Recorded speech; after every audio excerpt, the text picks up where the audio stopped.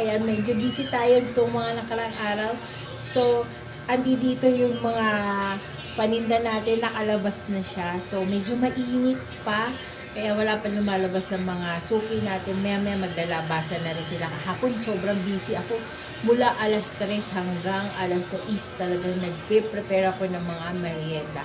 So, pakita ko sa inyo yung aking mga paninda and then yung iba, nasa loob pa siya ng bahay. Yung mga halo-halo natin kasi baka masira. Kaya naman kung masisira yung mga panahog natin na halo-halo. So, pakita ko sa inyo. Yan yung ating mga paninda. Meron tayong soft drinks tayo na sakto. Mga shake natin yan. May mangga. Ayan. Ayan, sobrang mainit sa labas guys. Yung ating e-bike nakalabas yung ating e-bike. Ayan, mainit pa. So, ayan, meron tayong gulaman, mga flavor ng ating fries, mga hot, mga sauces natin. Ayan, yung mga lalagyan. Ayan. Ito, naka-electric pan tayo. Tapos, dito naman yung ating mga frozen. Ayan, para hindi masira kasi nga malamig. May fishball, kikiam, hamburger patty. Yan. So, ito ating mga bread. Ayan si Dudong. Nanonood siya ng Eat Bulaga. Mga paninda. Ayan. Yung mga cheese stick. Ayan. Ito yung ating pinya. Ayan. Masyado nang masuka dito. Ayan. Aray ko. Ayan. Hindi ko alam kung hinog na yan. Pero mukhang hindi pa. Kasi green na green pa. Yan yung ating tanglad. Kinakain ng pusa. Ayan o. Ayan. Ang liit-liit lang ng bayabas natin. Pero nagbubunga na siya. Yan. Maliit lang yan. Hindi pa siya ganun kalaki. Ito yung niya. Puno ng ating yan. Puno ng bayabas natin. Pero nagbubunga na yan. Ang liit-liit pa. Yan, ayan, mulaklak siya. Ayan.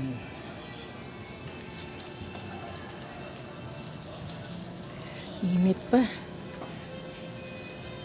Wala pa lumalabas, oh. Init pa kasi. So, ayan, nagtitinda tayo, nag-iintay tayo ng ating mga suki. Ayan, kasi samantalahin natin hanggat summer pa, malakas pa yung ating halo-halo. So, maya-maya lalabas na rin yung mga suki natin. Pero kahapon, grabe gantong oras pa lang. Nauubos na yung mga, yung mga halo-halo ko. Nauubos na siya. Yung yelo ko, ubos na. Nakaubos ako ng yelo kahapon. Nakaubos tayo ng yelo kahapon. Nakatatlong pack tayo. Tag to 20 pesos. So, nakaubos tayo ng 60 pesos. 3 packs ng na yelo. Tapos buti na lang meron akong ice shaver. Hindi na ako nahihirapan dati kasi nagkikis-kis pa ako pero ngayon hindi na. Tapos meron na rin tayong blender para sa mga shakes. Ayan. Kahapon tumanggap din ako ng mga delivery na order. Nagte-text lang sila sa akin. Okay yung ating mga paninda. Nabibenta ko sila lahat. Tapos yung mga bata, ayan, bumibili sila ng mga hamburger. Ayan. So, ngayon, hihintay tayo sa ating mga suki. Sana lumabas na sila, pero mainit pa. Kahit ako hindi ako nagbabantay dito, sa loob talaga ako nakaupo. So, nagbo-vlog lang kasi ako, kaya nandito tayo para may liwanag ko. Kanina, nagpunta muna kami ni Rick sa mall, sa Robinson. Bumili kami ng butane kasi wala na akong butane. Isa na lang yung butane ko, naubos na. So, kailangan ko bumili ng butane para in case na maubusan ako ngayon, meron pa akong magagamit na butane. So, ayan, napaka talaga sa atin ng e-bike. Napaka-convenient talaga sa atin ng e-bike. Ayan. Kaya kapag nagsabi na sila na kailangan i-rehistro, ipaparehistro natin. At kukuha na rin tayo ng lisensya para maging legit na tayo. Kasi ako naman dito lang din man ako nagda-drive. SM Robinson lang ako and Bayan. Yan lang naman ang pinupuntahan ko. Hindi naman ako nagpupunta ng Skyway, guys. Ayan. So, ayan, maya-maya, andiyan ni ating mga suki. Hindi na tayo makakapag-vlog. So, ayan, maya-maya, andiyan ni ating mga suki. So, ayan, salamat guys sa mga hindi pa nakakapag-subscribe. Ayan, mag-subscribe na kayo. At sa mga nakapag-subscribe na, thank you very much. And hello! ayan, I'm back. So, ayan, natapos na tayo sa pagtitinda ng maghapon nating paghahanap buhay. Ngayon, medyo mainit talaga, sobrang mainit. So, parang nakita ko yata sa Facebook kanina, nasa 44 degrees yung heat index ng ating weather for today. Medyo hindi na siya healthy para sa ating lahat, lalo na yung may mga high blood and hypertension. High blood and hypertension. Ayan, yung may hypertension and may mataas na sugar, and then yung mga kapatid natin ng mga na-stroke, ayan, ingat-ingat, laging iinom ng tubig, laging mag-hydrate ng ating mga sarili. Maraming news ngayon na nababalita ng mga sunog, kung ano-ano pang trahedya, mga parking lot na nasusunog dahil nga sa tindi ng init ngayon sa ating weather. So, kaya ingat-ingat tayong lahat. Ayan, dapat pupunta kami ng SM kasi may check-in kami ni Doc. Kaya lang hindi na kami umalis. Bukas na lang dahil pupunta na rin naman ako ng SM bukas para isang parking na lang kasi medyo expensive yung parking. Nasa 30 pesos na yung parking sa SM. So, ngayon, nagluto lang ako ng carbonara para sa aming dinner for tonight. Ayan, medyo busy-busy si Christian. Siya yung nagligpit ng ating mga paninda. And okay naman yung ating paninda. Okay naman yung ating kita for today. Kahapon, mas okay. Ayan, naging times 2 yung ating kita kahapon. Pero ngayon, times 1 lang. Ayan. So, ngayon, nagpapahinga lang si Rick doon sa sala. Nanonood lang siya ng mga YouTube. Si Christian nagtatrabaho, ako naman nagpapahinga. Habang nagpapahinga, ayan, nagluto na ako ng carbonara. So, ayan, medyo matagal-tagal tayo hindi nakakapag-vlog dahil nga medyo busy. Palengke, ayos ng mga paninda, yung mga halo-halo natin, yung ating shake, yung mga fishball, kikiam.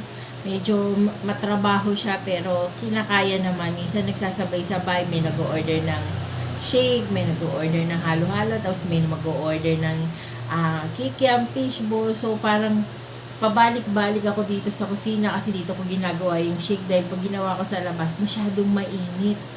So, baka malusaw lang yung ating ice. So, dito ko na lang siya ginagawa. Pati yung halo-halo, nandito lang siya. Nag-ice crusher kami. Meron kaming binili. Merong regalo sa akin si Christian na blender nung birthday ko. So, ito yun. Kung napanood yung vlog ko nung nandiyan dyan yung vlog ko. Ayan, nung birthday ko ng December 28. So, makikita nyo to na binlog ko na binigay sa akin Christian. Ito yung regalo niya sa akin kasi naawa siya sa blender ko dun sa isa dahil nabasag na yung pinakaganito nabasag. Kanina nga nalaglag to, buti na lang nasa loko eh. So, ito yung ating blender. Tapos, ito yung kanyang machine. Ayan. So, heavy duty naman siya. So, malaking tulong siya sa akin pag nag-shake ako ng mga shake na powder, ganyan. Tapos may ice crush. May ice crusher din ako, hindi ko na mabuhat eh. So, ayan, may ice crusher din ako. Ayan, pakita ko sa inyo. Ice crusher, ayan, ito yung aking blender. Tapos, ito yung ating mga shake. May melon, buko pandan, mangga, avocado, taro. Ayan. Ang mga natin, asukal, mga pang dressing natin. Ayan. So, ayan yung lalagyan natin ng halo-halo. Nasa lamesa lang natin yung mga natin, yung mga paninda natin kasi bukas naman ilalabas ulit natin yan. So, para mas madali siyang accessible siya sa akin para ilabas ulit. So, araw-araw ganun yung ginagawa ko. Nagtitinda ako kahit mainit. Pero kasi pagkahapon naman, nandito lang ako sa kusina namin. Hindi ako lumalabas sa garahe. Lalabas lang ako kapag may bibili. Ganyan. So, pero pagka hindi ako lumalabas talaga. Tapos may electric fan din ako doon. So, yun. Tsaka nga pala, meron lang akong gustong pasalamatan doon sa nag-comment sa atin, doon sa surf journey ni Rick. So, maraming salamat sa pag-i-inspire mo sa amin dahil nag-comment siya na yung asawa daw niya ay na-stroke, and parang 3 months pa lang yata o 2 months pa lang yung asawa niya. Yung asawa niya na nai-stroke is nakakapag-drive na ng sasakyan. So ayan, maraming salamat sa inspirasyon na binibigay mo sa amin. Hindi lang po sa akin, kay Rick, ayan. At sa iba pang mga stroke survivor na hanggang ngayon lumalaban. And sana isama natin sa prayer natin yung aking dating boss na Italiano, dahil yung kanyang may bahay ay na-stroke ulit. Kasi na-stroke na yun, naka-recover na. So, nagkaroon ulit siya ng bara sa kanyang brain. So, kailangan siyang operahan. And hopefully, na unti-unti naman daw nakaka-recover, sabi ni Sir. So, ayan, sana isama natin sa ating prayer si Ma'am Nita, ayan, na sana makarecover siya sa kanyang second stroke, ayan. Pero ang sabi naman ni Sir, nakaka-recover naman daw, and then may rehabilitation siya ng 5 months sa ospital. Maganda lang sa Italy, no, kasi sabi ni Sir, kapag na-stroke ka ron or na-hospital ka, hindi mo kailangan gumastos ng malaki. Hindi kagaya dito sa atin sa Pilipinas, na kapag na-stroke ka, ikaw lahat yung sasagot sa mga medical expenses, hospital expenses mo, habang nasa hospital yung mahal mo sa buhay na nakikipaglaban sa buhay niya. So, doon na-operahan, may rehabilitation, lahat ng gamot ng wife niya and yung kay Sir, ayan, libre lang daw sa Italy. So, sana ganun din sa bansa natin, yung may libreng gamot, libreng hospital, libreng operation, libre lahat para sa mga tao, mahirap man o mayaman. Dapat meron tayong ganun para hindi nasasayang yung life na binigay sa atin, na pinahiram sa atin ng Diyos. Sana na susurvive and nalalampasan yung mga sakit na meron ng Pilipinos. Kasi sa ngayon, kailangan talaga natin. Kasi kawawang-kawawa yung mga tao na, yung mga mahihirap na hindi kayang magbayad ng hospital, hindi kayang magbayad ng doktor, na may mga sakit. So, ang gagawin na lang nila, titiisin na lang nila yung mga sakit nila para hindi na lang sila gumastos. And yet, bigla na lang silang nawawala, ganun. And sana maging tama na yung ating government, kahit na half na lang sana yung babayaran dun sa hospital, diba? Sana ganun yung magawa ng next government natin, next presidente to be, ayan. And ingat-ingat din pala guys sa mga rabies, kasi gantong mainit ang panahon. Ganto yung time na nagkakaroon ng rabies ang mga alaga nating aso, or yung mga tinatawag nating askal. Ayan, yung mga asong kalye na walang bakuna, na kung nababalitaan ninyo, may isang dalaga, 13 years old, inilihim niya sa parents niya na nakagat siya ng aso. Na hindi niya sinabi sa kanyang nanay, 2 months nang nakakagat siya. So, hindi niya sinabi. Ngayon, pumunta na sa brain niya at doon na nagmanifest yung rabies sa brain niya. Nahihirapan na siyang uminom, nahihirapan na siyang... Basta andun na yung mga symptoms na meron nga siyang rabies. So, yun, nakakaawa lang. 13 years old na bata. Kaya sa mga bata dyan, sa mga anak na masyadong malilihim, ayan, ayaw magsabi ng totoo sa mga magulang nila, ayan, mag-ingat tayo guys, kasi hindi biro ang rabies. Ayan, ang rabies ay nakamamatay, lalo na kung pumanik na siya sa brain. So, ingat-ingat tayo mga kabataan, huwag kayo masyadong malihim sa parent natin. Ang mga parents natin, yan yung number 1 nating mga kakampi. Ayan, hindi tayo pababayaan, hindi tayo iiwan, hindi tayo dededmahin. So, magsabi kayo ng totoo para maagapan kung halimbawa nakagat man kayo ng aso. And kung nakagat man kayo ng aso, ang first aid natin dyan, kailangan nyo siyang hugasan sa running water. Ayan, hugasan natin siya sa running water with soap. Ayan, para ma-disinfect, matanggal yung ibang saliva ng ating mga aso na may rabies.